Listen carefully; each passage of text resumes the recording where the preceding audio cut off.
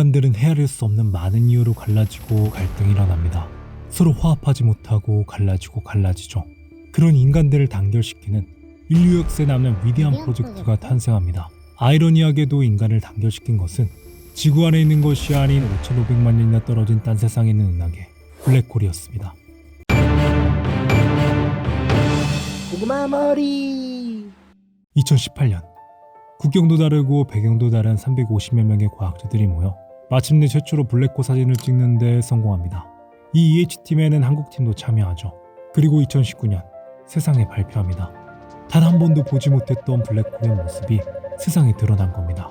EH팀의 리더 중 한 명인 셰퍼드 덜먼 박사는 과학계는 엄청난 반응이 올 거라는 것을 예상했지만 세상이 이토록 흥분할 것이라고는 예상하지 못했습니다. 며칠 사이 10억 명이 넘는 인구가 블랙홀 사진을 보고 열광했습니다. 도대체 블랙홀이 뭐길래 블랙홀 사진 한 장에 세상에 난리가 났던 걸까요? 고작 사진 한 장 아닌가? 블랙홀은 유달리 큰 별이 죽고 나면 탄생하는 천체입니다. 별의 죽음은 아주 드라마틱한 사건이죠. 거대 질량별.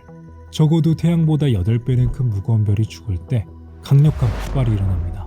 이 폭발이 너무도 강력하고 규모가 커서 이 현상을 초신성이라고 합니다.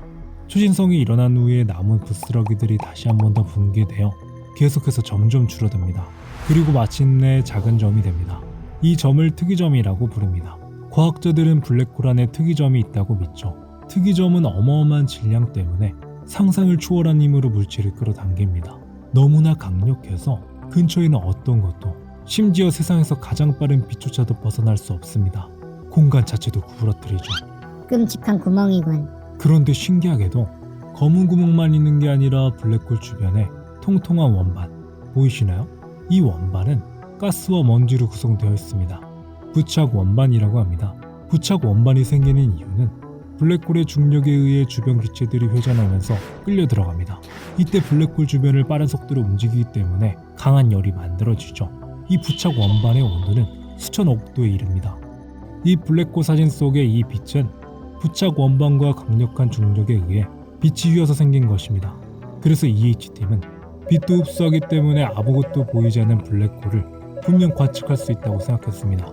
하지만 지구에서 워낙 블랙홀이 멀리 떨어져 있기 때문에 블랙홀의 데이터를 정확히 분석하는 게 쉽지 않았죠. 블랙홀을 정확히 관측하기 위해서는 지구만한 망원경이 필요했습니다. 지구만한 망원경을 만드는 것은 현실적으로 불가능하죠. EH팀은 발상의 전환을 하게 됩니다.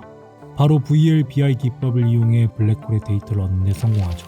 VLBI 기법은 초장기선 전파 간섭계라고 부릅니다. 선을 넘는 과학자들 책의 말을 인용하면 우리가 축구 시합을 보러 간다고 하죠.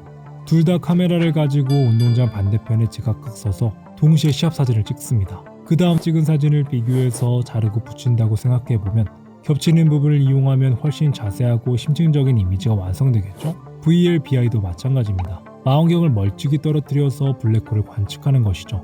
350명의 열정적인 과학자 EH팀은 전세계에 흩어져 있는 전파 망원경 8개를 연결하여 거대 망원경을 만들어서 거대 질량 블랙홀 M87 데이터를 얻는 데 성공합니다.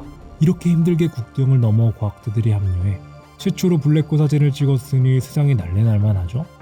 블랙홀 사진을 찍기 위한 열정. 선을 넘는 과학자들. 4월 26일 출간. 그렇다면 EH팀이 찍은 인류 역사상 최초로 촬영한 M87 거대 질량 블랙홀이 태양을 대체하면 어떻게 될까요? M87 블랙홀은 크기 자체가 상상을 초월합니다. 태양보다 65억 배 무거운데 M87 블랙홀의 크기가 100AU입니다. 이는 태양에서의 행성까지의 거리보다 3배 이상 큰 엄청난 크기입니다. 고로 태양계 전체 행성이 블랙홀에 빨려 들어가 형체도 없이 중력에 찢기겠죠. 블랙홀에 들어가면 스파게티처럼 쭉 늘어나게 됩니다. 그리고 곧 갈기갈기 찢겨나가기 시작합니다. 아주 작은 원자로 말이죠. 그러면 태양 자체가 블랙홀이 된다면 어떻게 될까요? 똑같이 빨려들어 죽겠지. 라고 생각하겠지만 사실은 태양이 블랙홀이 된다고 해도 태양 행성들이 빨려 들어가지 않습니다. 왜냐면 태양 정도의 질량이 블랙홀이 된다면 사건의 지평선은 3km에 불과합니다.